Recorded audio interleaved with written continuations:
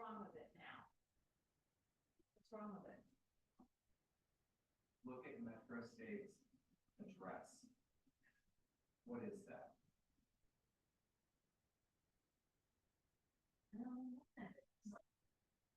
Hey, get back to her. I already did. Did you contact Nika too, or?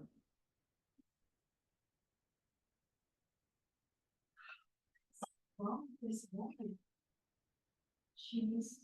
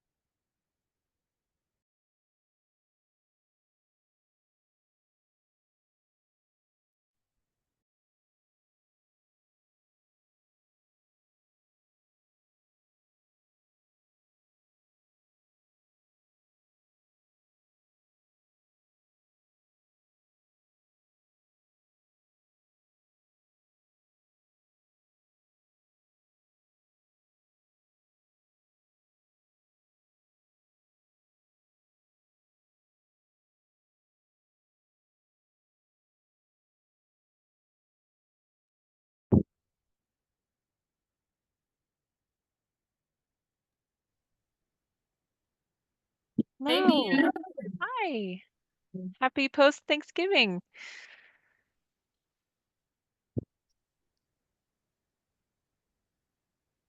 Hello. Hello. Hi. How's everyone doing? Good, I think. Are we all good? Recovering, huh?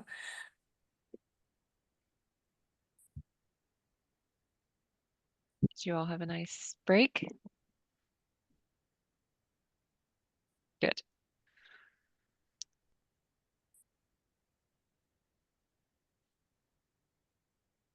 Hmm.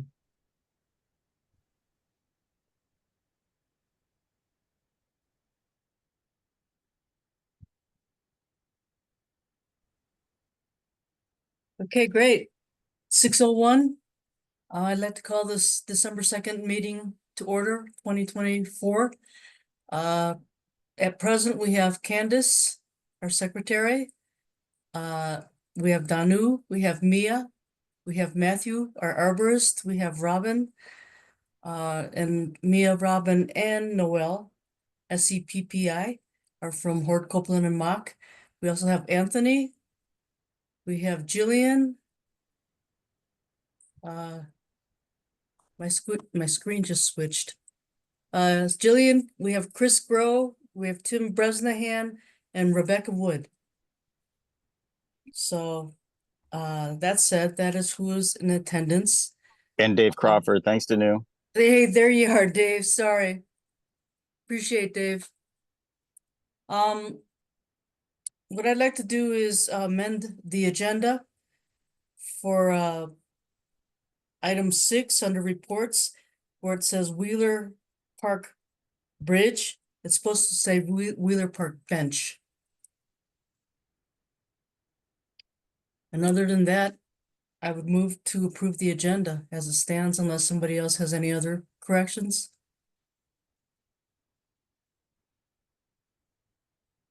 If not, can I get a motion to approve the agenda as amended? Sure, so moved. Okay, thank Great, you. I'll second. This is Tim. Okay, great, thanks. Okay, thanks, Tim. Anthony, that was you who moved to approve? Very good. Okay, we have our approval of minutes from the draft from October 7, 2024. And when those of you who were in attendance at that particular meeting, would one of you guys make a motion to approve the minutes, as those of us who weren't in attendance have to abstain from voting to approve? There's a couple of things I put in red that haven't been verified. So you guys might want to check that out.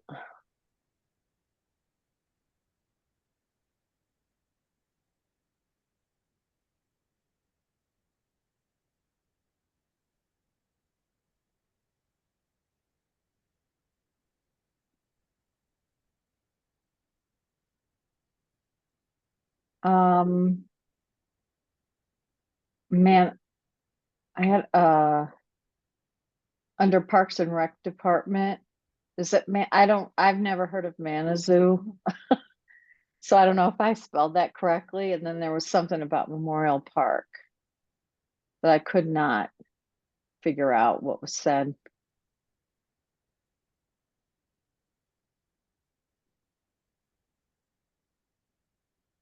Well, Candace, Manazoo is a sculpture. It's like a play piece that Concrete Couch built in the Memorial Park, and it's in So the it, playground area. And so, is that spelled correctly then? Is it Manazoo? yes, yes. Okay. And maybe Memorial Park was in conjunction with the Manazoo, maybe? It could have been. I wasn't at that meeting either, but I'm guessing it was an update on the electricity. That would be Oh. my guess. But I wasn't there. I listened, but I still couldn't tell what, I think it flew by so quickly I couldn't tell what was happening. And can I make a quick Natalie. correction? So Manazoo was not a concrete couch project. Manazoo was not? It's Harriet Lee and a number of other artists. It was built before concrete couch existed. Okay, thank you. I So just appreciate so, that. I mean, Yeah. Okay, very good.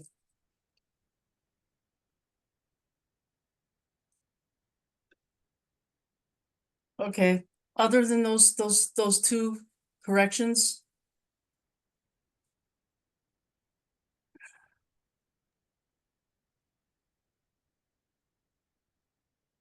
I think electricity sounds like a reason to pass.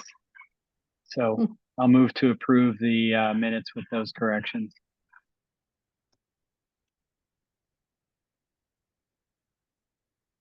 can I get a second from somebody who was present at that meeting? It looks like Tim, I'll- Chris, and Rebecca. I'll second, Rebecca. Okay, great. Okay, thanks, Rebecca. And then the rest of us are all under abstaining to vote on approval of the minutes.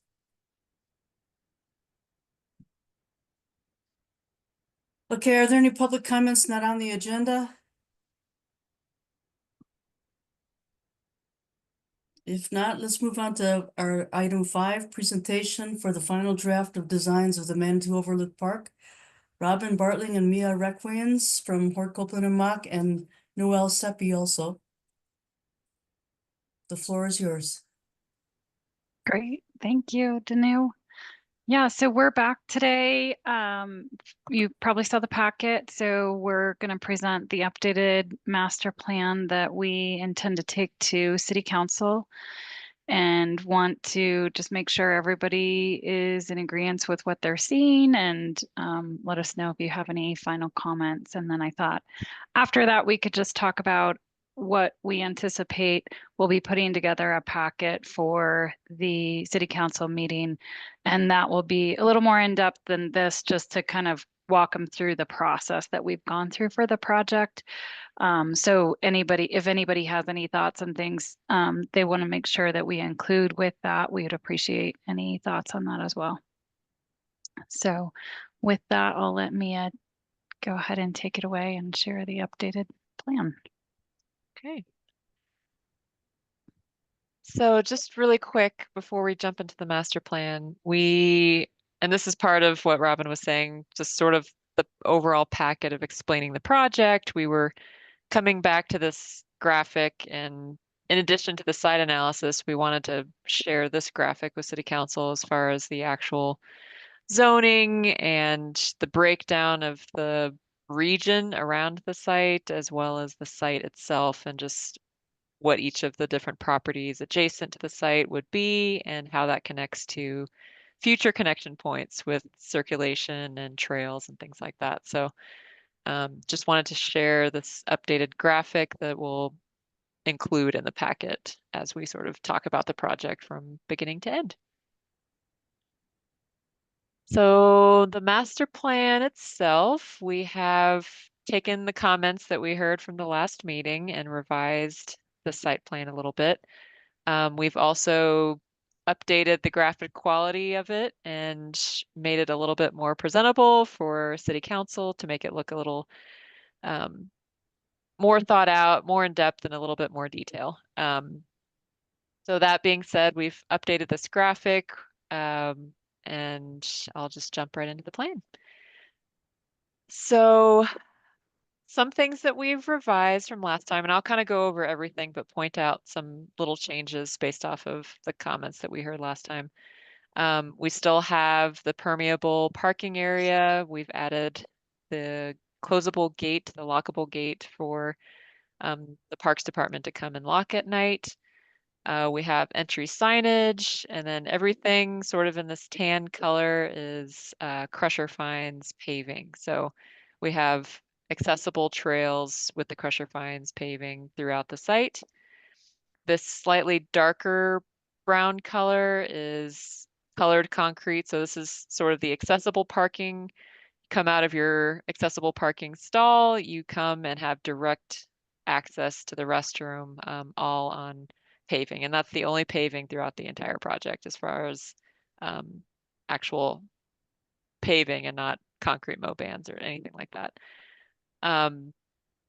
But the site still tells the story of the ethnobotanical gardens. The slightly darker green that you see kind of scattered throughout the park is the ethnobotanical garden spaces. And then we still have what's sort of colored in blue a little bit is the cobble swale / water quality.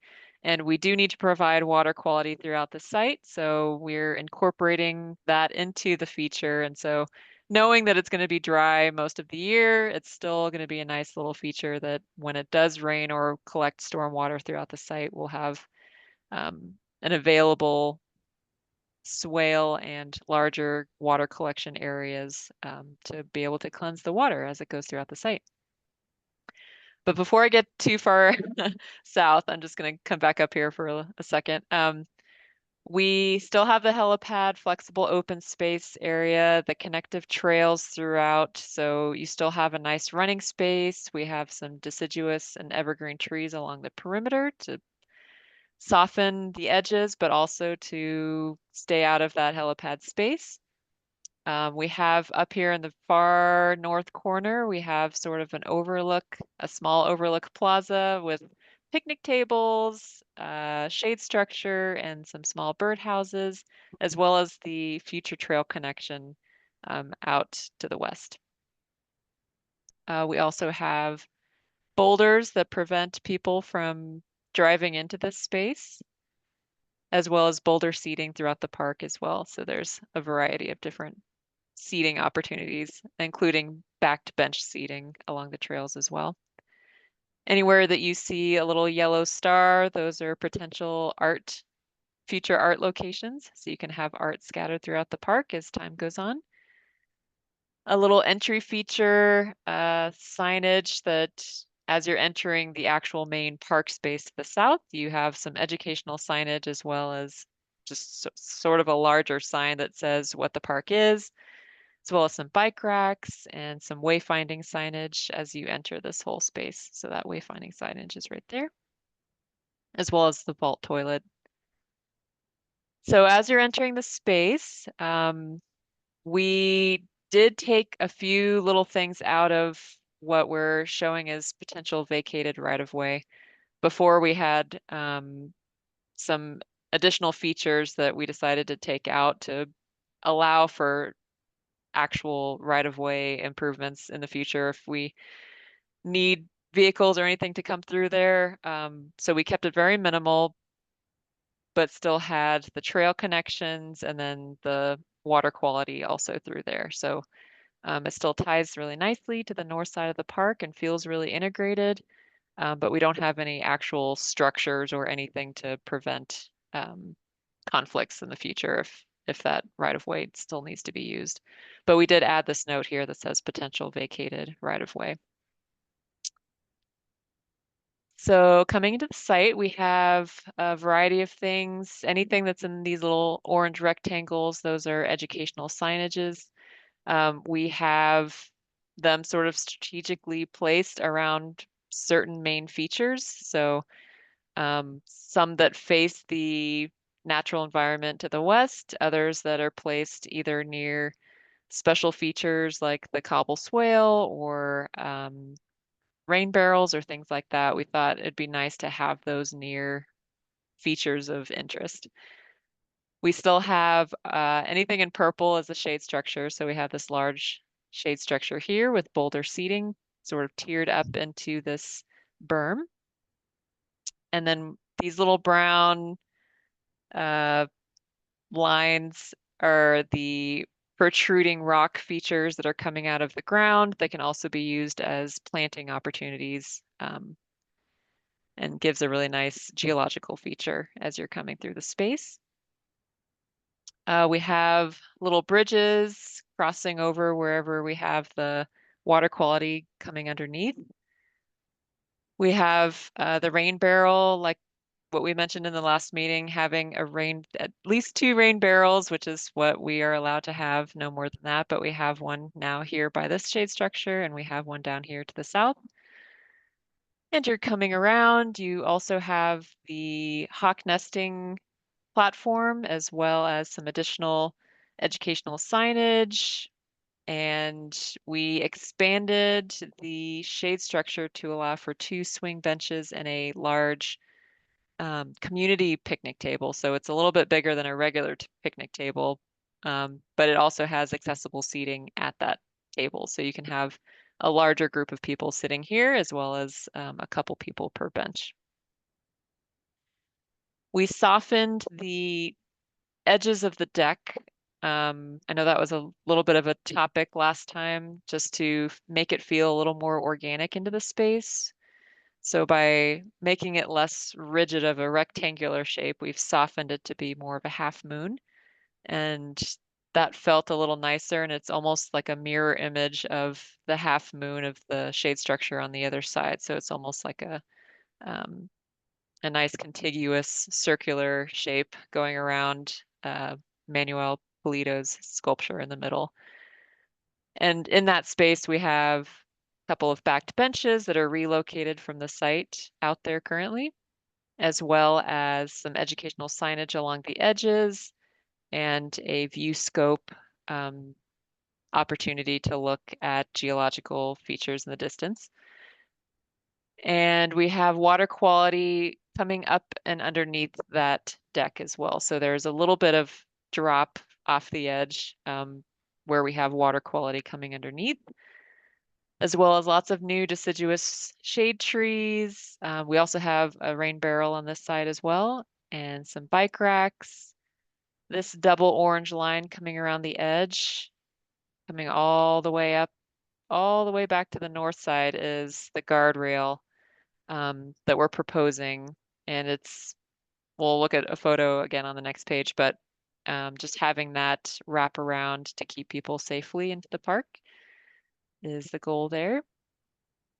And we have a proposed berm, same location as before, but just gaining some elevation there to make this space as quiet and peaceful as possible.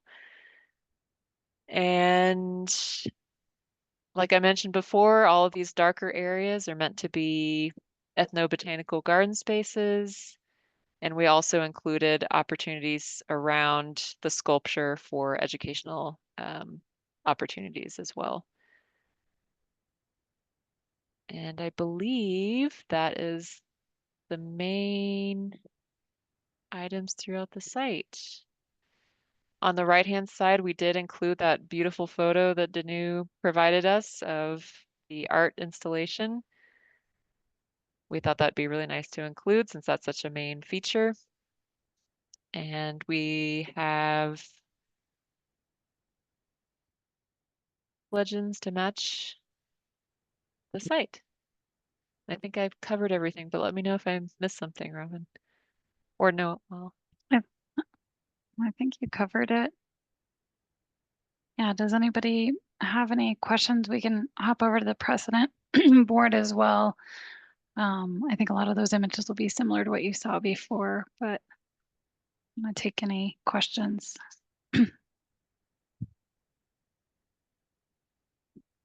yeah, I can jump over to the precedent board really quick.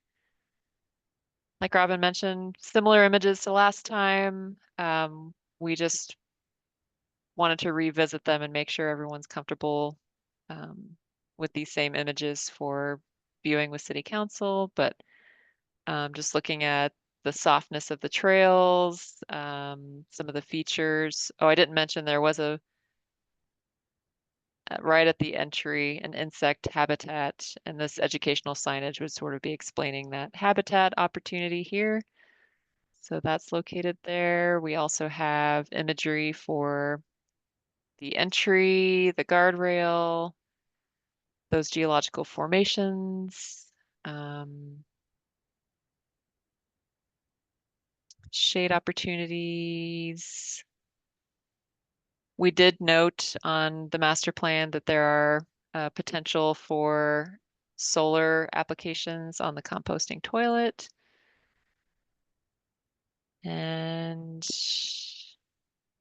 oh, we left this image in here for a couple of reasons. One being it'd be a really nice opportunity around Polito's sculpture to have some references to the north, south, east, west directions. And we kept it a little vague. There was a comment last time about how different tribes have different images and symbols representing the different directions, but we kept it vague to make sure there wasn't any conflict there. But also you can have storytelling elements on the concrete at the front entry as well. So we thought that might be a nice opportunity to have some sandblasted graphics in the entry feature as well. So having some of that scattered throughout the project. Boulder seating, viewing deck. Obviously, this would be more of a deck experience, but the image kind of shows what opportunities you could have for seating and educational signage and a view scope. So yeah, I'll pause right there and let you guys jump in and see if you have any comments. See if I can share my screen side by side. Comments, PARAB? Discussion?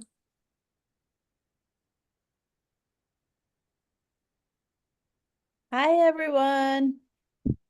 Hi, Thank you, Chris. Mia and Robin and all of your team. I think it looks great. I like the addition of the shade structure. I still, I've been walking up there to the site and just kind of looking around and I just maybe this is my own personal view but I just feel like the part where the viewing deck is, I just really like the natural sort of vibe of it currently. And I'm wondering if, like a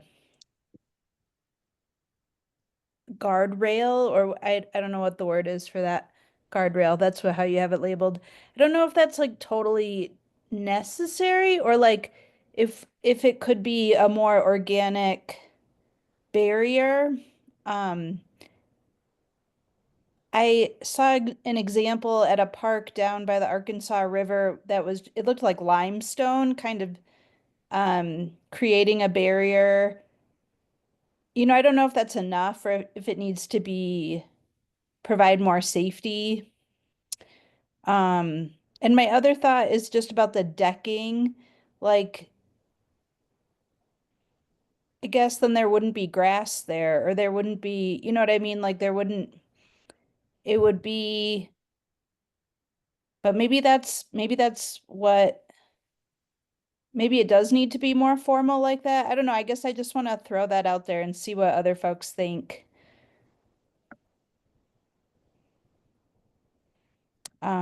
So that's one thought. And then one other thought that I had, I Manny has done a lot of work up there and it looks awesome. I'm just like curious though about like when the master plan gets whenever this happens, years from now, or whenever we get the funding together and the park actually gets built, will I'm afraid of disturbing what he has already done, or like I'm just curious how we navigate that in the future.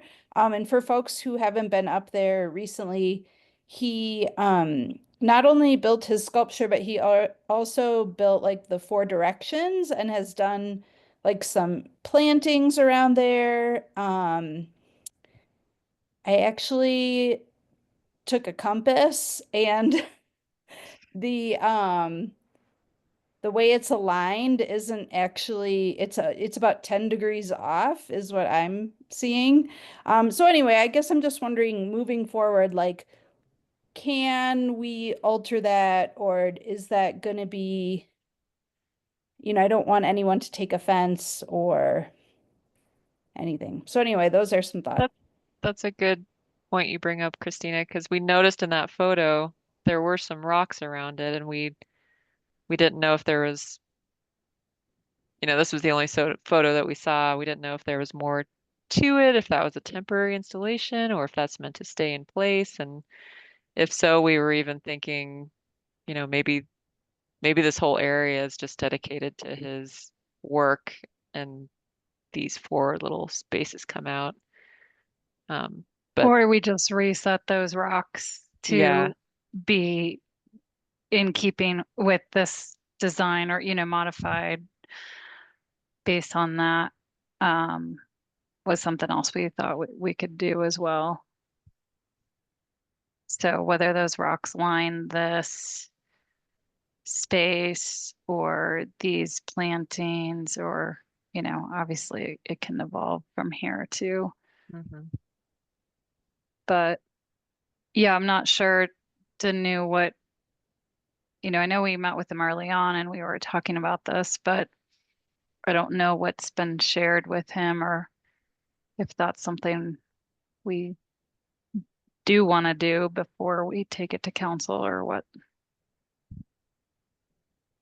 Maybe what we should do is take some current pictures and just kind of, like you say, let him have, let he and some of the other indigenous people, or the people of the community who feel a kinship to this space, maybe just have ownership over it and its development.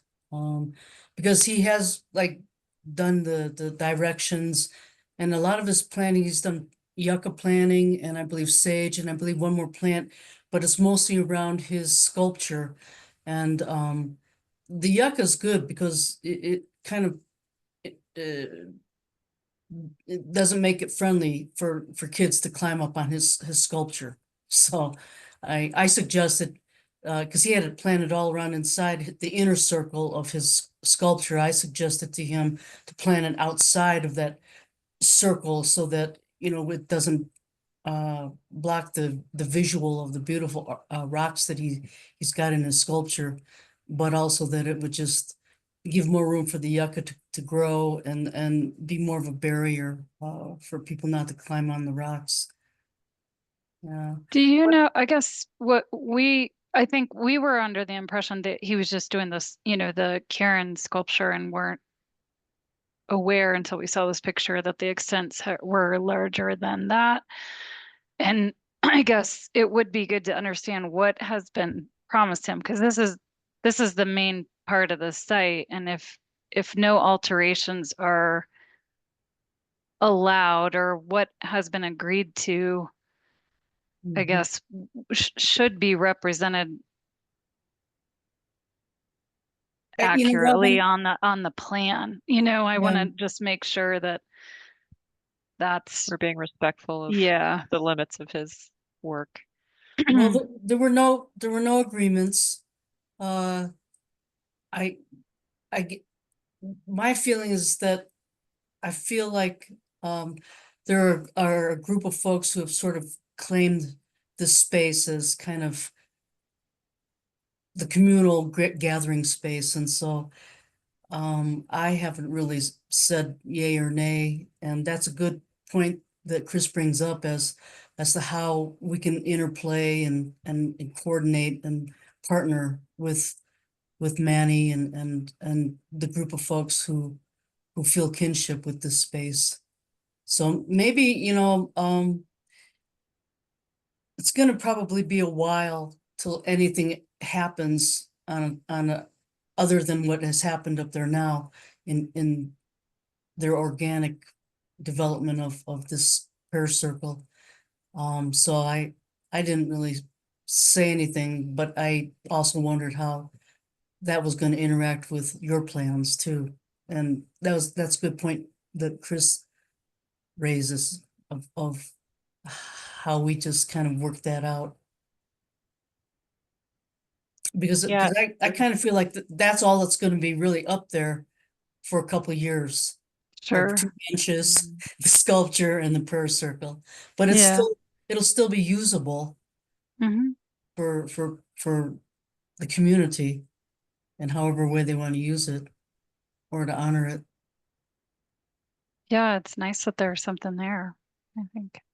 And then I agree with Chris too. I really like it natural in front of there, and I've been trying to figure out the viewing deck. I just I don't want I guess I want to limit as much man-made artificial stuff in front of that Karen that would impact the view shed. I mean, I could live with just the observatory decking with the 2 benches and maybe put the little what do you call that? The viewfinder or something? Yeah, that thing. Not have it be right in the middle, but if we could either put it in the observatory decking that's up there in the parking lot, or put it off to the side somewhere, so it's not like right in front. Because I guess I don't want to detract from his natural. It's just nice up there, just being natural. But I understand too, maybe we need to have something a little bit more finished off. I don't know. Well, I think it's important to point out that it is not a natural space as is right now. How do you mean, Tim? It is not in its natural state. It has been changed by humans many times before us, and that is not in its natural state. Most of the trees up there are invasive species. So I don't think we should get so hung up on that. And if we want, I think that adding this ethnobotanical garden, focusing on native plants, I think what we're really doing is returning to a more natural state from an area up there that is very compacted. It's overrun, as I said, by invasive species, and is not in its natural state. The earth has been changed. Many things have been changed. We are working on improving this and making this into a place where people can go and experience peace and enjoy the beauty that surrounds in a setting that is reflective of our values. I think that's exactly what we're doing. And I don't think we should get hung up in more details like that, because this is really the environment that we're operating in. I think that the plan that we're looking at is an excellent representation of what we expressed last time, our consensus. And I don't know. I'm ready to go with the flow. I think this looks great. Yeah, I'm gonna go with Tim on this one as far as the I really like how you incorporated the component of like kind of the crescent moon. It's rounded out and then it leaves space for the, water collection if we need that situation. Yeah, I think it's great. I did have a couple questions. The geological formations that you have there on the right, just those. I was wondering if those could be used almost in that berm space to create kind of a bigger barrier. Because I think that would look pretty sharp, but that's just a thought. I don't know how well that is gonna keep the sound out, but anything would help, I think. Yeah, and then in terms of Manny's work, it's beautiful sculpture. I'm a bit concerned that, they've kind of just started doing a bunch of stuff in the parks without kind of awareness for the rest of the PARAB or the city. It's all about collaboration and working with everybody. And so I think it's fine to leave it as is, but just make sure that nothing else is done and that there may be changes done to some of the plantings. Just have that communication, because I think that's maybe we had a little lack of communication with the group. And so just maintaining those relationships, I think, will be important.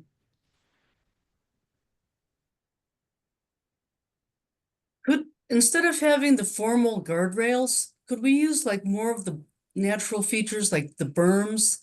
Like just clean the berms up and then intersperse between the berms, maybe with some more boulders, instead of having a formal guardrail? That would be, I would love to keep it as open and as organic as possible. And maybe I don't really even think we would need a guardrail around the observatory decking, the crescent shaped one on the very front. If we just like laced it. Up down here. No, yeah, right Yeah. there. Okay. Yeah, if we just did like some big boulders around it and maybe, just kind of, because it's not, at that point there, it's not as big of a drop off as it is on the other side, but where the berms are now, there's berms that are existing there now. If we could just maybe just clean up those berms and then like Rebecca was saying, maybe throw like a geological feature interspersed in the berms here and there. Yeah, I think it does drop off where we're showing that deck to new. I mean, we don't have accurate topography. This is the best information we could find, Yeah. but Yeah, I mean, if you it have a does. drop off over 30 inches, you would need a guardrail. So, but again, I think those things can be worked out when you go into detailed design. Okay. And I guess that's my other question too, Robin, is like how much flexibility when it comes to building this, how much flexibility or how much can we add in or take out from the master plan in terms of like the detail stuff, like the amenities and the things like that. I mean, it has flexibility. I think that ultimately comes down to you all.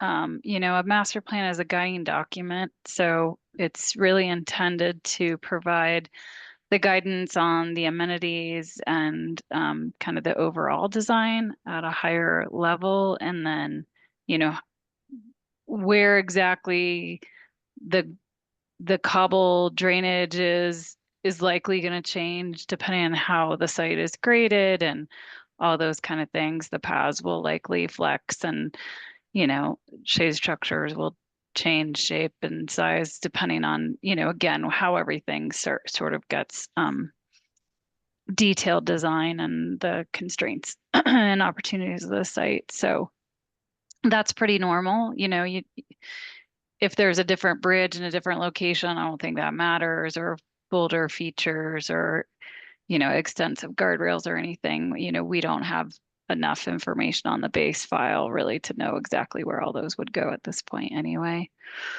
You know, if you were to, you know, I feel like typically if you change the program substantially, you know, that's where you might want to do a master plan effort or updated master plan.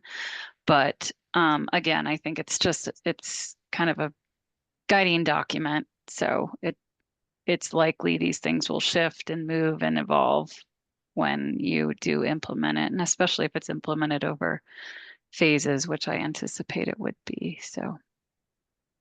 Yeah. And I'd also want to just thank you again and your team for having an awesome design. You've done great. So thank you. Thank you.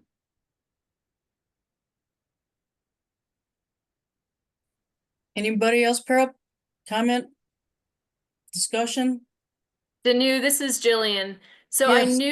I knew that Manny was going to be working on the Karen sculpture. Yes. But I did not know he was going to be doing additional work up there. So just echoing Rebecca, nothing more should be done up there at this point, because I definitely want to get the master plan approved before we start doing anything substantial.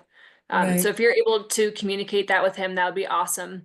And I do like the idea that the deck is great, especially if that's going to be a destination point.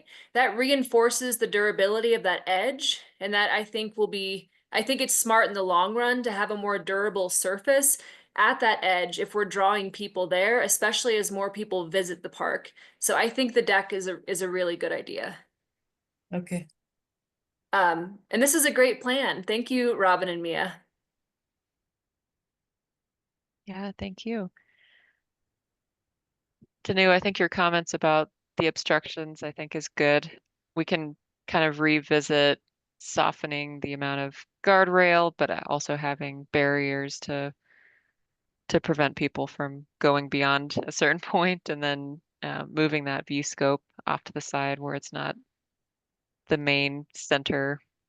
I think would help a lot if that's comfortable for you. Yeah. Yeah, that's better. And you know, I don't know, I like split rail. That's more, Mm-hmm. you know, that's a lot of our park trails have are split rail. So if we Yeah, have that something, split rail would not, if again there's a 30-inch barrier, that would not meet the guardrail requirements because you can't have spaces more than all right. 4 inches apart. But we can, I don't know if we specifically really even identify the guardrail, Mia, on here. I was just thinking It's the what we double could, orange line.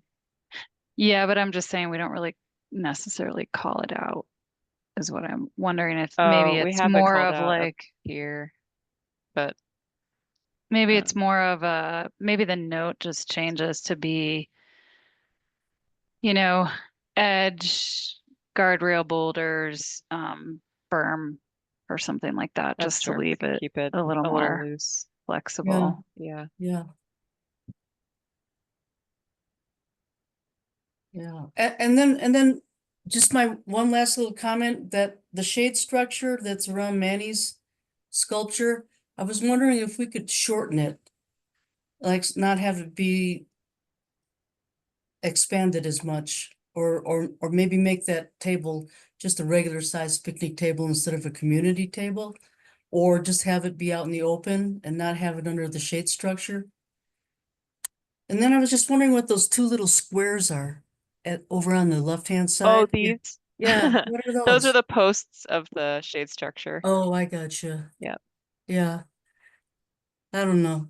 My feeling is I just like the shade structure with the swings, but that's just me. Having more swings and less of the picnic table. Yeah, we're not even having a picnic table there, Okay. but maybe people want that. Yeah, I think last time we heard seating that wasn't just swings in the area. So I think we just want some direction on that. Anybody, yeah, please some pair input on that community picnic table under the shade structure there. Well, if people are gonna have gathering spaces, does it make sense that they're also gonna wanna eat up there? And probably want to eat in the shade? It's not blocking. It's helping, it's not blocking like the view. I don't know. Rebecca, Tim, you have opinions? Dave Crawford? Anthony? I would just say maybe I think what they have is great to take to council because we can adjust slightly if need be, right? Like if we decide to put in one more swing versus one bench, or I mean picnic table, or I think it's okay and it gives options for city council to weigh in, but Yeah, and isn't it the kind of the concept behind the park is to have a place where people can gather. So if they don't have a picnic table or a community table, kind of defeats the purpose. But yeah, it looks great. 2 thumbs up. I like the Yep. table. I think it's good to have different options. It's great. Let's move it forward with the point on where the compass directions should lie.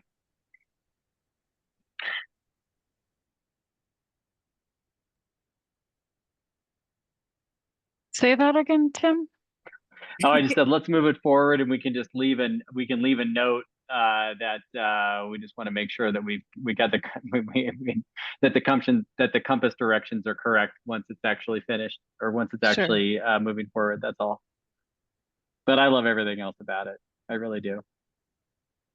Since you bring that up, Tim, do we want to have a better representation of what is out there from Polito's prayer circle?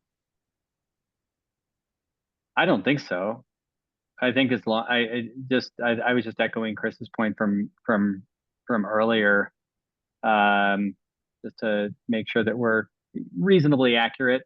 But no, I like everything that you really put down. Like I said before, I really believe that you have done a fantastic job creating a good consensus plan based on all of our input in our last meeting.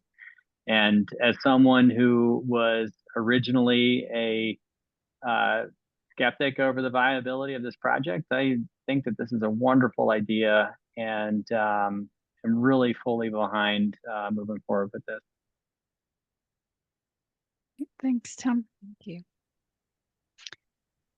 You know, I right. think that the your design really is, I mean, perhaps you could change it just a little bit to include his current 4 directions, but I think it would just be like connecting those green parts.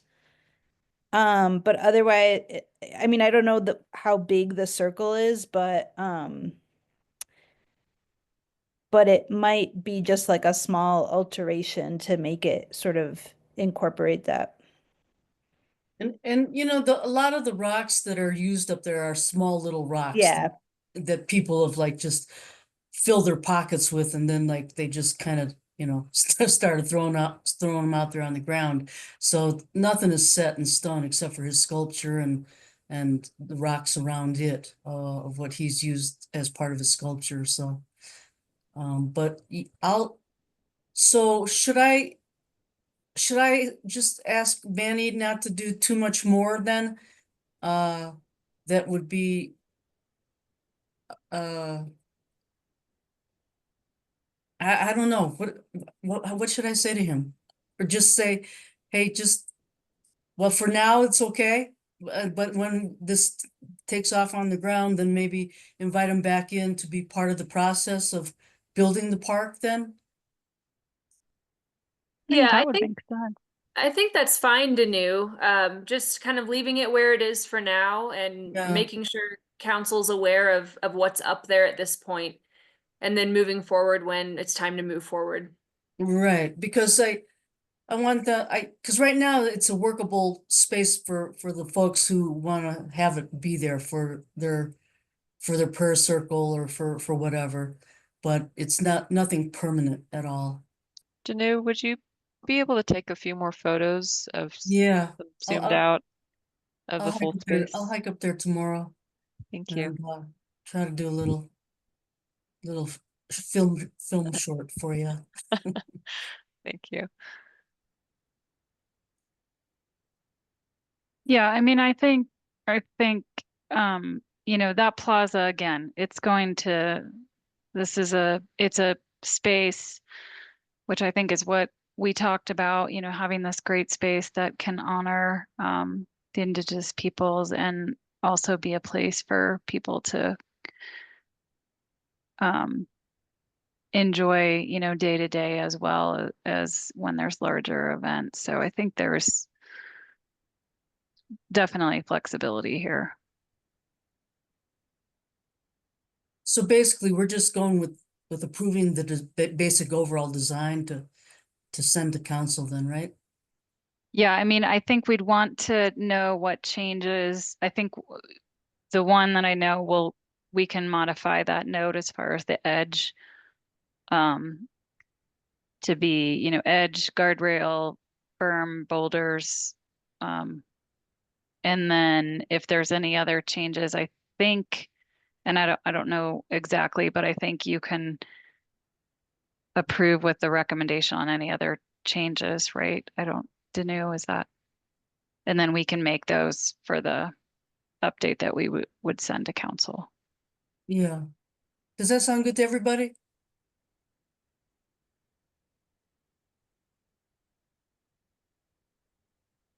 Yep.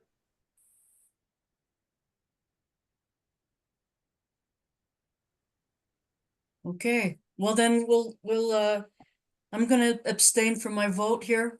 So could I get a motion from PARAB to approve the draft master plan?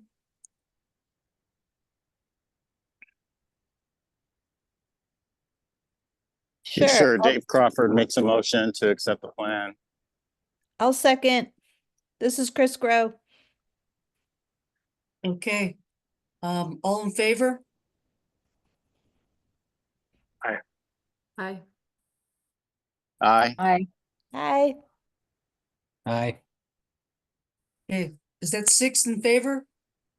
Everybody, me too. Okay, except for Danu, I abstain. All right, well, great, then the motion passes.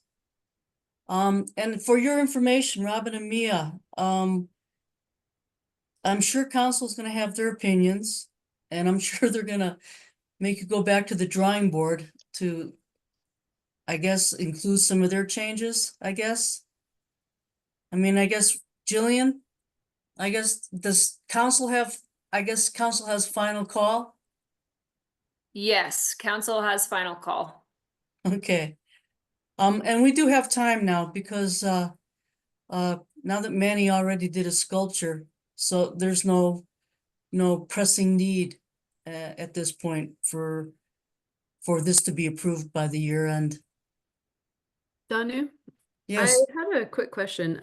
Because you are with Save the Flats, have you kept them, kind of updated on things, and how do they feel about it?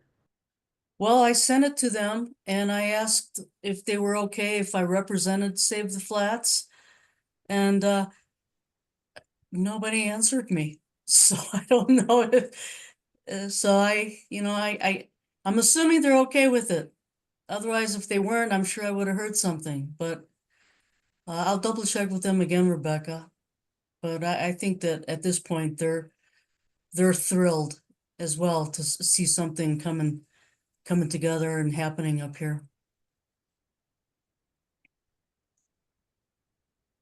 Have there been any conversations or anybody know if there's different expectations from council, or are you just saying that Danu in case there are some comments? I'm just saying that, I just was in gonna say, case. do you want there's me to some respond to comments. you? Yes, please, Natalie. I don't know how long ago it was, but we were brought a Soda Springs Park plan, and I don't feel like, I think we've learned a lot from that experience, but essentially council did redesign a park plan that really should have just been kind of in the final stages of approval. And I think since that time, we've requested the mayor in particular to say, you know, this many hours have been invested in this, and we've done the community engagement process, and we're just looking for support so that it's really clear that we're not being asked to redesign a project. And so just this did happen once, but I think since that time we've really tried to manage that so that it doesn't happen again. But it could happen again. But I think if we're just really clear about the work that's gone into it and why we are where we are, and that we're just hoping that council continues to move the project forward, I think we should be okay. Okay, so basically, we're just asking council to support PARAB's approval of the master plan. I think that's the best way to make it just really clear that that's what we're being asked to do. If you Mhm. don't tell us what to do, you don't know what you're going to get from us. So, Right, Thank you, Natalie. That was very well said. yes, Right, thanks, Jen. I mean, Yeah. all of it, not just the last bit. Perfect, Danu. I'll say that before Mia and Robin go. yeah, okay.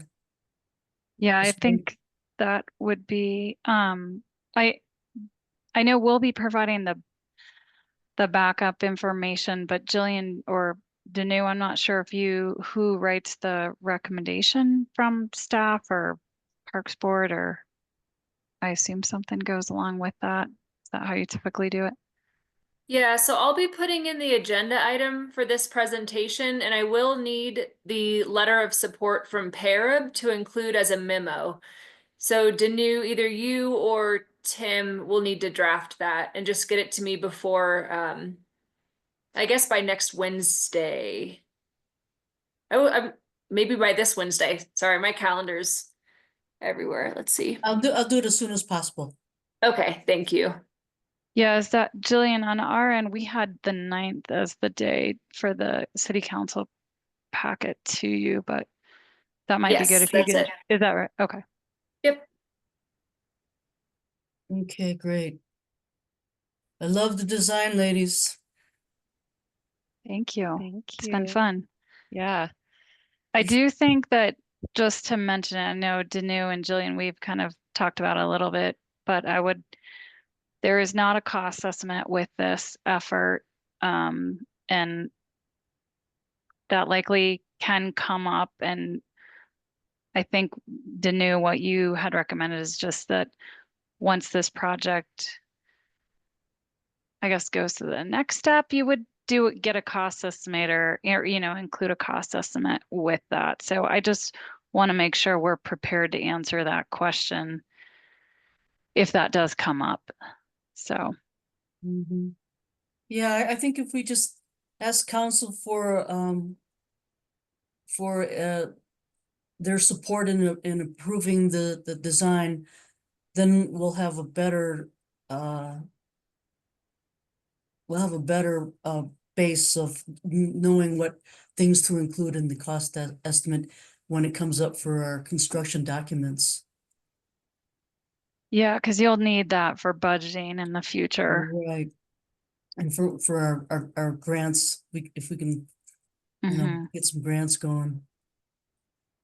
Right, so you could just say that when it's the next phase to do our construction documents, then you'll be able to better identify what the expense will be to build the park.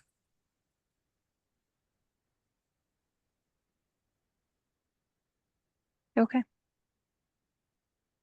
Thank you, Robin. Yeah. Any Yeah, more and we'll to Natalie's point, we'll walk council through the process. So all the community outreach that we did in person and online, and the meetings that we had with all of you, and make sure they understand the process that we went through and how the decisions were made to get where we landed. So Great. And PARAB also met with Save the Flats once or twice beforehand, but even before the community engagement as well. Right. I did send everybody from Save the Flats, I sent them the design. And I'll check in with them one more time, but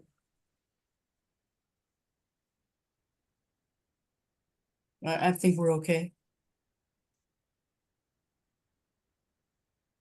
Okay, anybody else? Okay. Questions for anybody? Comment? All right, if not, then I'm gonna move on with our meeting. And we'll see you December 17th, Mia and Robin. Yep. We'll Yeah, see you then. Sounds All right. good. Well, thank Looking you, forward to everyone. it. We appreciate all your time. Thank you right. guys. Yeah. thank you Okay, so much. bye. Okay, we're moving on to item 6, our reports. Matthew has included his arborist report in our packet. Matthew, you want to take the floor? Yes. And I apologize, I do not have my slides tonight because I forgot to grab them off the shared drive at work. So I just wanted to give you all an update on a emergency tree removal we had to do a couple weeks ago, just that way, I'm not just out there doing stuff. And try to figure out how to share my screen.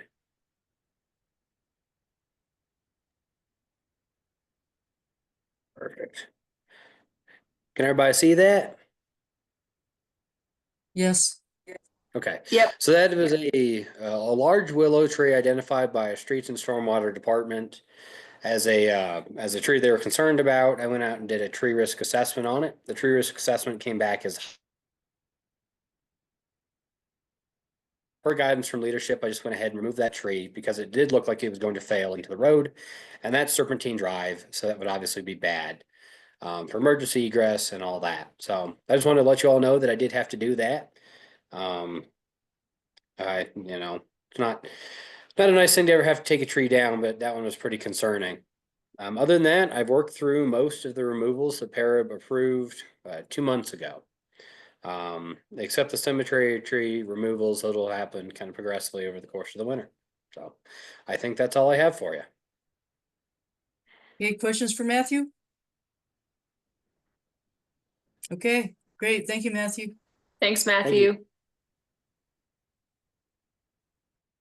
All right. Now, the Park and Rec Advisory Board.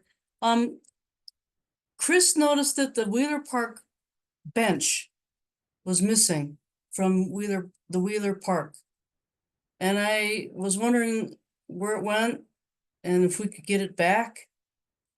Because it's a nice place to sit in the wintertime, and I didn't know what happened to it, if someone stole it or if park maintenance took it, because maybe it had a lot of sap on it. I don't know, Julian, so Chris, when did you notice the bench was missing? Well, one of those events. definitely the day of the coffin races, it wasn't there. And I think it's been gone for a while though before that. I'm not exactly sure how long. All right, I'll check with our team. We haven't removed any benches from Wheeler Park that I know of, but I'll find out and send PARAB an update. Okay, and maybe, do we have any more of those benches, or do we have to wait for next year's budget to buy more benches, Julian? We have to wait for next year. Okay. Yeah, because maybe if we could just, because I don't think that bench was bolted down. It was just kind of sitting there. Maybe we could just wrap a chain around it and drive some spikes in the ground or something, so it's harder for people to walk off with it. Yeah. So, anybody else from PARAB have any reports? If not, let's move on to Natalie Johnson. Do you have any reports from council, Natalie? I don't know if I have anything to share. I think Danu, you did a great job presenting to council the other day when we were going through the budgets, and I just think overall as one of our advisory boards, I just feel like you all are really knocking it out of the park. So I just really appreciate your work, and I think you're really doing a great job. So it's fun to be your liaison because I feel like you guys are easy. Well, we love having you be our liaison. Tomorrow we have our a long city council meeting. We're starting at 2 p.m. To go through Hiawatha Gardens, the Dillon Motel, the Chase Bank, all the different sort of mobility connections and things and opportunities. There's so many different options. Like I don't quite know where we're going to land with things. And we haven't been given any numbers behind any of the ideas. So obviously there's that component too. A number of them do include, turning Old Man's Trail into a pedestrian, road and connecting Memorial Park to Hiawatha Gardens. There's also some that would turn it into a one-way, and just different ways to kind of manage, I would say, pedestrian safety in that area. And so I think that'll be interesting to consider as we move forward. So I do believe there are potentially some things that will come out of tomorrow's meeting that will involve all of you, but I don't have enough information to share really where we're going to land with things today. So you guys are going to start at 2 o'clock tomorrow? Yeah. Oh my. Just for fun. So I guess it's open to the public, right? If people want to It come. is, yeah. It is a work session, and I think the mayor has said that he won't be taking a lot of input. And all my animals are like meowing and doing stuff now. I apologize, but knock it off, you guys. But anyway, yeah. But there won't be public input tomorrow because it's a work session. But yeah, you're definitely welcome to be there. Don't cut so many trees down. Okay. That's my input. All right, anybody else? Any questions for Natalie? If not, we have our open space approved minutes from October 18. And with that, let's move right into Park and Rec. Jillian, you have a report for us? Yeah, I have a few updates. So today the columbarium was installed in the Crystal Valley Cemetery. So just as a reminder, the columbarium is an above ground it's a place to store urns, basically. So it has 80 niches. Each niche holds 2 urns, and it also has an ossuarium, which is a container inside the columbarium that can hold up to 180 bags of cremains. So the columbarium was a donation from Dan Stewart and his brother-in-law, Ben Cuckle, who had a show at the MAC in October, an art show. So they donated the funding for this structure, and it's now been installed. So if you're in the cemetery, you should check it out. It's right by the flagpole, and it's pretty awesome. We're excited about it. And it will increase the carrying capacity of the cemetery also by over 300, which is pretty great. The Shriver restroom project should be wrapping up next Thursday. So we should have those restrooms reopened in Shriver Park by next Thursday. The pool itself, the pools will be opening on January 1st. There are some things that needed to be finished up in the lobby and with the locker room project that are extending that opening just a little bit longer, but it will be reopened after the new year, which is awesome. And then there's a community workshop for Black Canyon open space. So OSAC is working on the master plan for Black Canyon. And the community workshop for that is this Thursday at 5:30 in Memorial Hall. So if anyone's interested in learning more about that project, you can stop by. We also have a lot of information on the city website. If you go to the city website and just put Black Canyon in the search bar, it's the first link. And that has everything you need to know about the master plan process so far. And there's a survey also that you should take if you're interested in that open space development. Let's see. Finally, the fence along Zero Becker's Lane, which is the property that was originally purchased as open space but will be transferred to parks. That fence is going down tomorrow morning. So I wouldn't recommend watching it because you're not allowed on the trail while it's going down, but it's going to take them pretty much the whole day. but that giant chain link fence will be removed tomorrow. And we've already had the hazard tree pruning done on that property. So after that fence is down, we're gonna figure out what to do with it, I guess, and what PARAB wants to do with it once it becomes parks. But the hard stuff will be done, and then just planning and figuring out what we want that property to look like from there. So those, oh, and finally, Soda Springs Park. We are mobilizing and starting erosion control next, the 12th. What is that? Next Thursday, I think. I'm having a rough time with my calendar today, but December 12th, Yeah, the Thursday. construction team. Okay, the construction team will be in Soda Springs Park, and they'll start closing off areas for the playground improvement construction. And they're also going to be utilizing those 8 parking spaces that are right near kind of the driveway that goes towards the pavilion, where folks used to be able to park behind there. So those 8 parking spaces are going to be used for staging equipment throughout the project. So that all starts next week. And those are all my updates. Oh, great. Jillian, I guess we should start talking about starting the process to rezone that open space 0 Becker's Lane.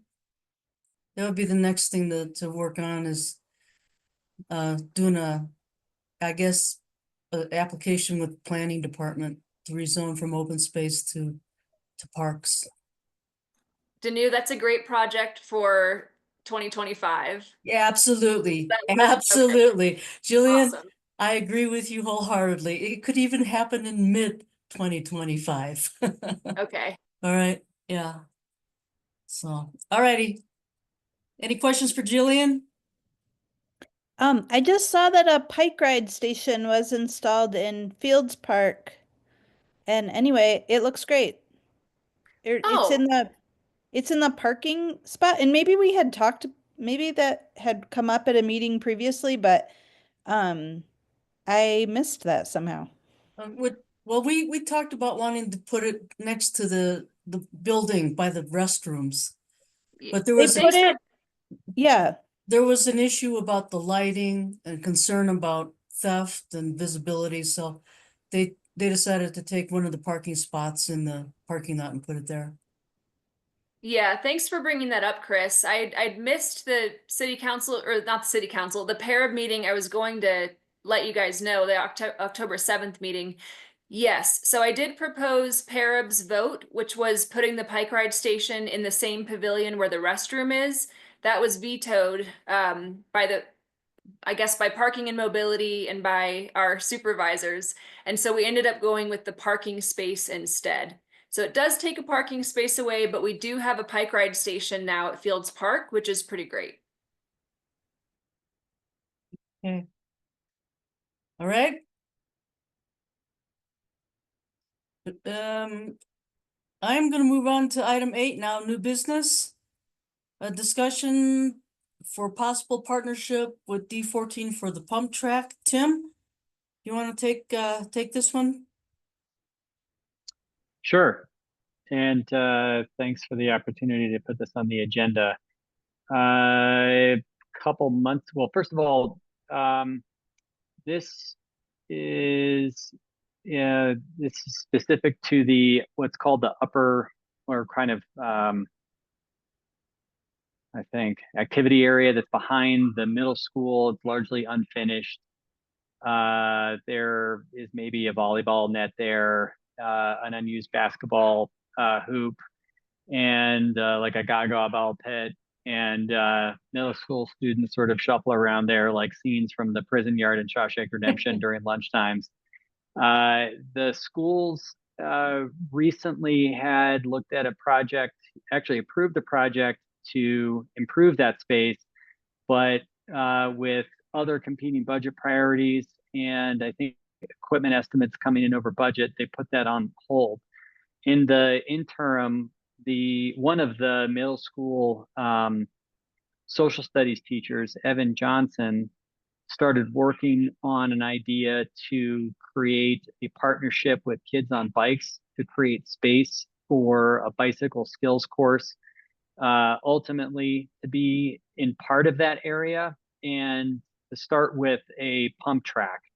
For those that don't know what a pump track is a either dirt or paved feature that is designed to be ridden on a bicycle, usually either a BMX bike or a mountain bike, without needing to pedal. So there are a series of rolling hills that you can essentially use your body weight and momentum to, quote, pump the bike over and down each of the little hills to create momentum and complete the circuit.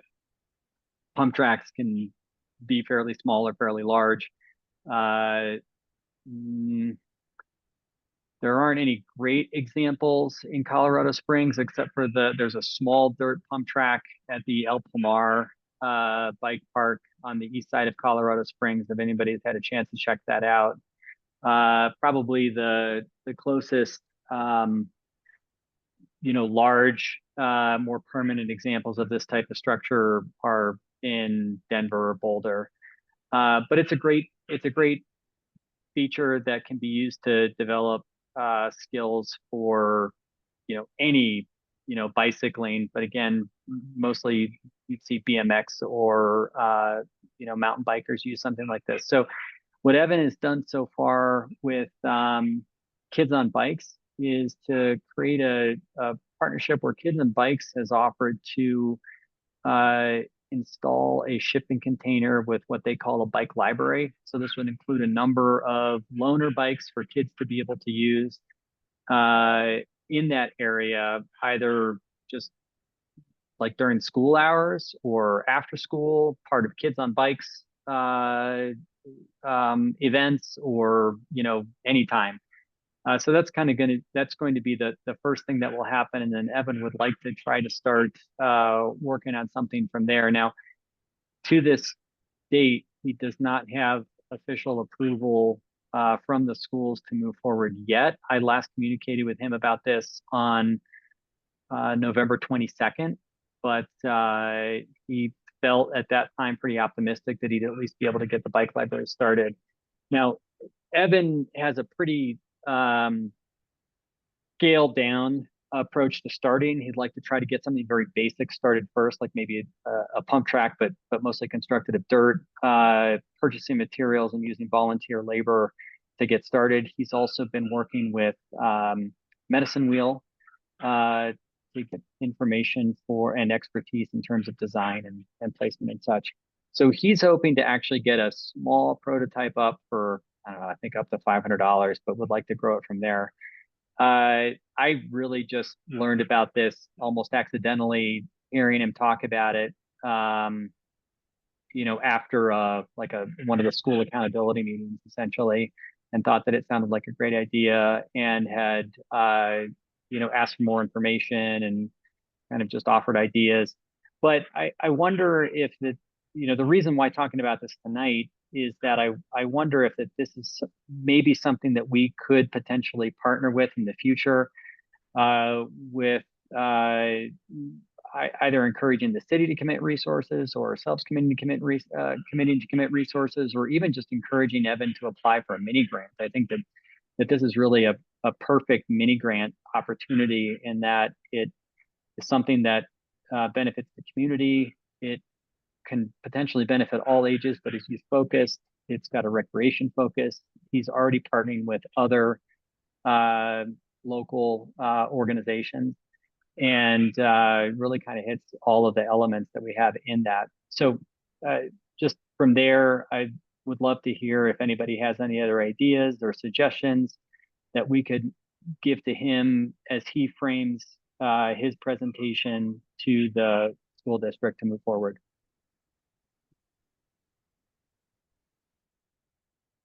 Natalie, since you're on the school board, Yeah, I mean, I'm excited because I think, as Tim explained. my Yeah. question though is, if this is on school property, would it be open to the general public?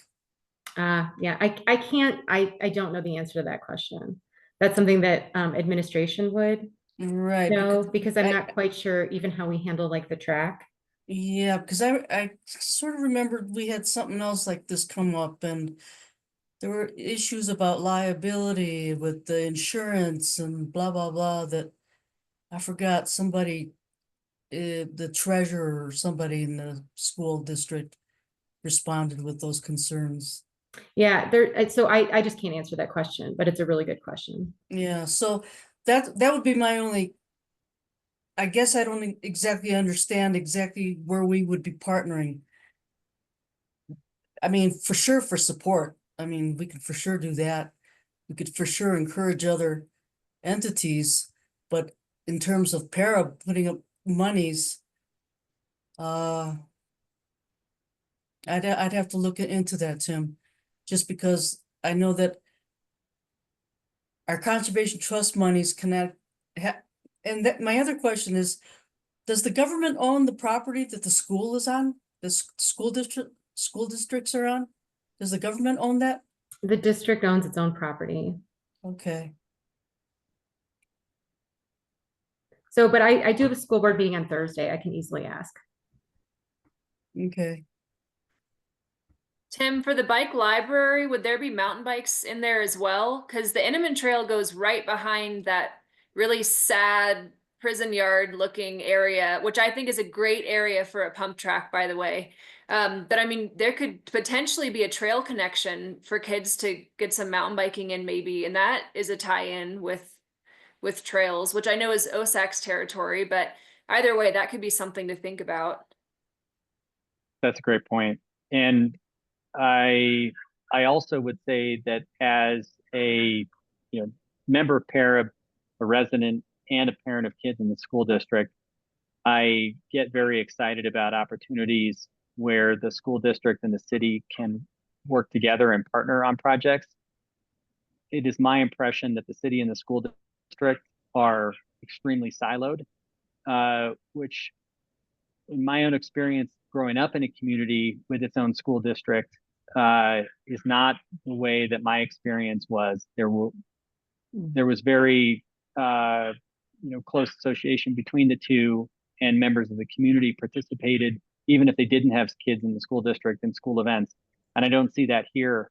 And I feel like that's something that is a missed opportunity for our community, and that is something that could benefit all of our residents, even if maybe I'm just going to pick out Candace because she's to the left of me on my screen, isn't the first in line to try the pump track. But I think it's something that I think has overflow benefit and many other things, and could be a good opportunity to build some bridges to grow that relationship that, as I said, I think benefits everybody. Now, that said, would love to hear more. Natalie, thank you so much for offering to talk about this at school board. Would also wonder if there could be an opportunity even for a small pocket park around that area that could operate as a hub, connecting the school to the Inman Trail and so forth. We worked really, really hard on the tot lot in a very, very near to that unfortunately, failed for private property concerns. But would really be cool to resurrect something on that side of town that could serve as a link and get a park footprint over there too. And I also think the timing is really good with this because we had money set aside for that park, but now we're looking at spending it potentially differently on some ADA issues in the school. And so this is a really important opportunity to kind of activate an area that I don't think is going to be getting attention as quickly as we would have liked. So I Are appreciate you it. talking about the tot lot? No, just that back area. Oh, I got you. Yeah. Yeah, I think I was just gonna say I think it's a fabulous idea, and I'm super excited to hear that this is going on. I know a lot of us here in Crystal Park, the kids actually bike down those crazy trails, and so to make it more accessible for them rather than going down Crystal Park Road, and having those backways right to the middle school would be so beneficial for safety concerns. And so I think just lots of what you're talking about is I'd wholly support. Yeah. I think we're all in support of it. It's just figuring out the logistics of what part PARAB would be playing in it. Well, to start with, I think just starting with the conversation is good and getting it on our Yeah. radar, and people can start, thinking about this, and you never know what kind of ideas might pop up. Just Natalie talking about getting this in the school board agenda, I think is a great start. Any reason that anybody can think of why Evan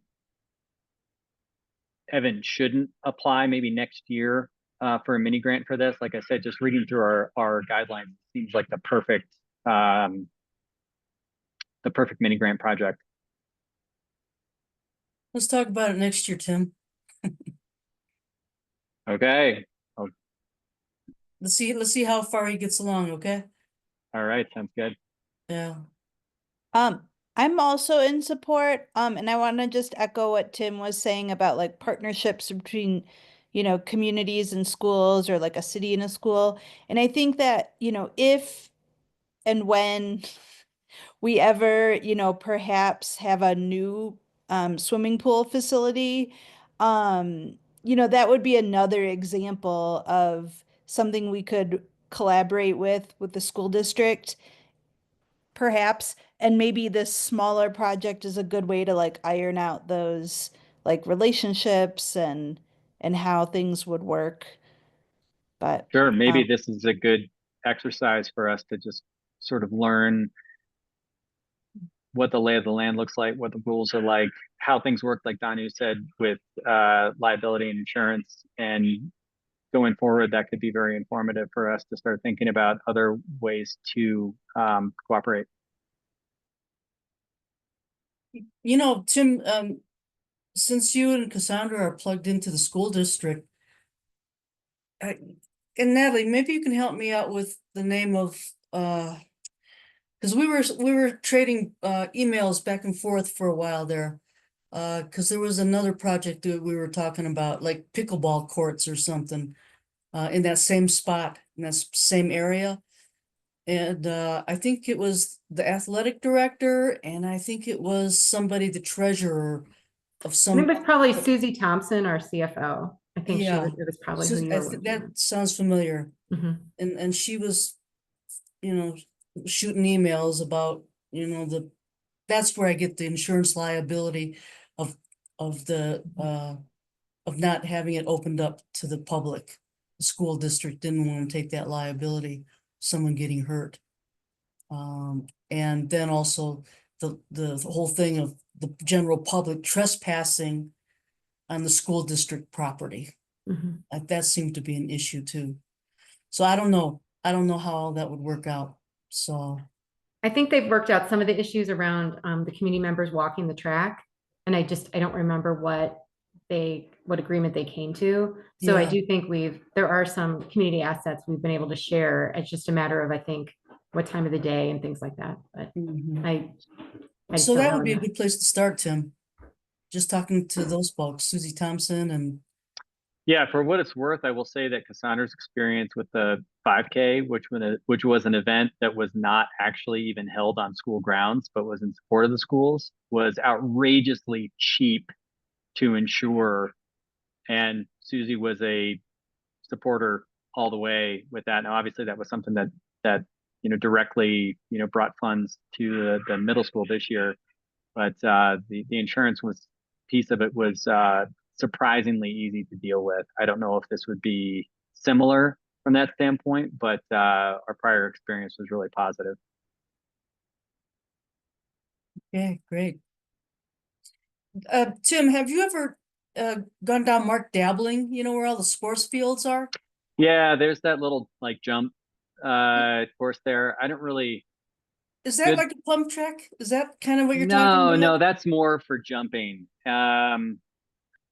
I haven't used it. I would say that generally speaking, when my tires are off the ground, the good things don't happen. So I usually try to avoid that type of thing, Uh-huh. especially as I get older and I don't bounce back as well. But no, it wouldn't be anything like that. This is a pump track is it's a lot lower risk compared to something like that. I mean, you can get air on a pump track, but you got to really, really try at it. Mm. I think most kids that would be using it they're not going to be getting any air. What about at Red Rocks? Because there's something there at Red Rocks for the second. Yeah, there's a small skills course in Red Rocks that includes some like rock features and some ramps and like a big bike seesaw and things like that. That also isn't similar to that. I think there's a pump track right next to Hillside Community Center. Mm. If I'm pretty sure it's a pump track that's there, and it's for like teaching kids how to ride their bike and how to get comfortable on uneven surfaces. I'll look into that more, but I'm pretty sure that's what it is. That one I'm not familiar with. Like I said, the closest thing that I'm familiar with is the one that's at the El Pomar Bike Park. So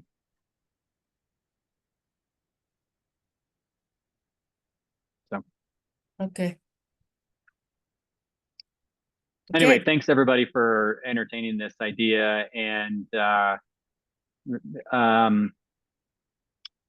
maybe at our next meeting, if we could, I'd like to include this as a agenda item to follow up and see if anybody has any new ideas or discover what we learned about things like liability, see where Evan has gotten with his proposal progress, and maybe what Natalie's discovered with the school board. Okay. All right. Moving on to other business. Our next meeting is in January, and usually that's when we do our strategic planning workshop. Do you guys, are you up for that? Our next regular meeting would be January 6th. We could do it that night. And if that doesn't work, then we could do it on another Monday. Thoughts?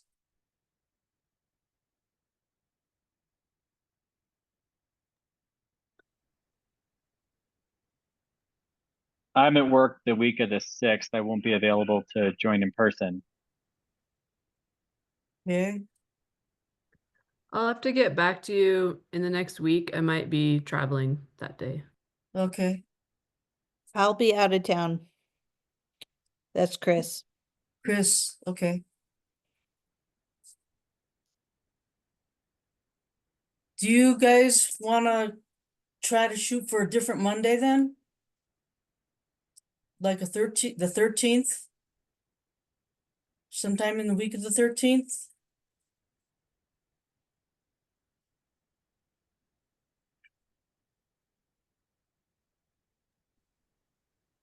Or do you guys want to just, well, or sometime in a different week in the week of the 6th?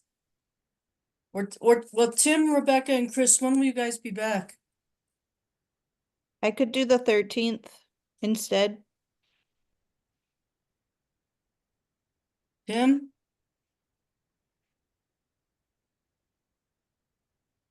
Sorry, I'm Rebecca? running back and forth to the refrigerator calendar. Yeah, that's okay. No, I'll be back at work. I'll be back at work then. So don't plan it around me. If there's a remote option, I can do it. But my schedule's all over the place the first half of January. Oh, okay. Okay. Plus you got a birthday too, don't you, Tim? Yeah, the 12th. Yeah, all right. Rebecca, what about you? What say you about the 13th? I have it's for research and I don't have the dates because my meeting is I have a couple meetings to have to decide that, so I won't know until for like another week or so. Okay.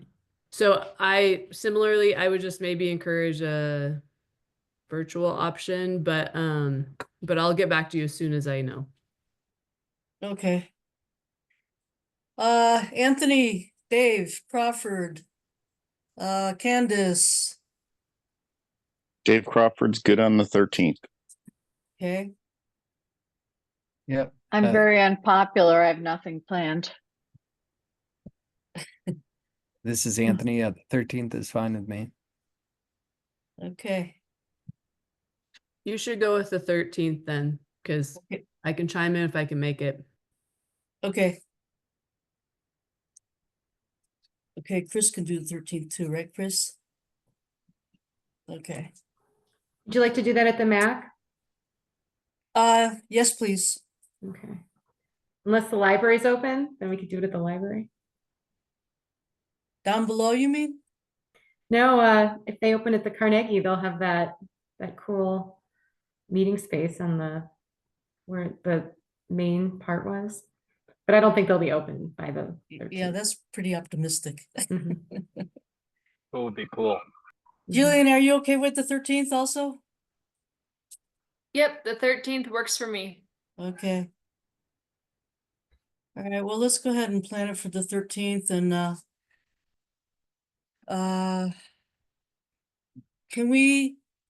Jillian, can we set up a Zoom option for Tim and Rebecca so that if people want to join us via Zoom, we could do that, or I guess it would be audio Zoom, or I don't know how that works. We could do a hybrid, and I saw Natalie nodding. So yes, I think the room that we would book is compatible for that for sure. Okay. All right then, and then Rebecca, you'll just let me know if you can be here or not, right? You got it. Okay, super. All right, well, great then. Danu, what kind of a start time do you want to do? That's up to you guys. Probably earlier the better, because I'll probably have some food there for everybody. So what time would work for everybody? 5:30?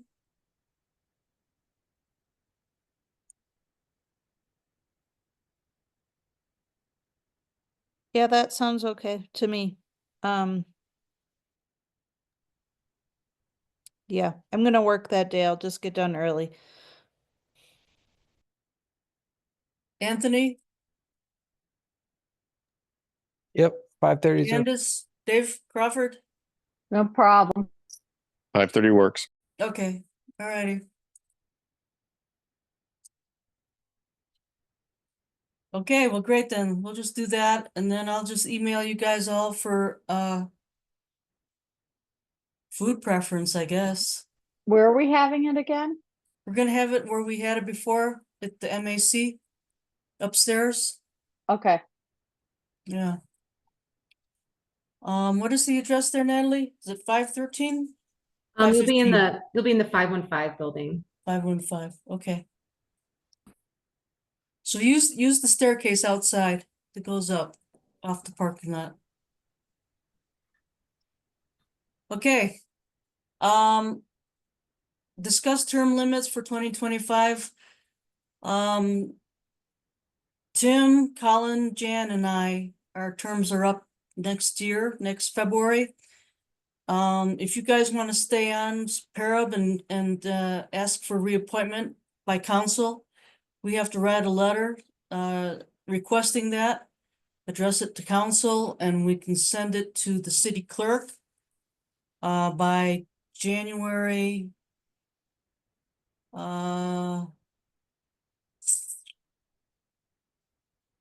January 29, 2025. And I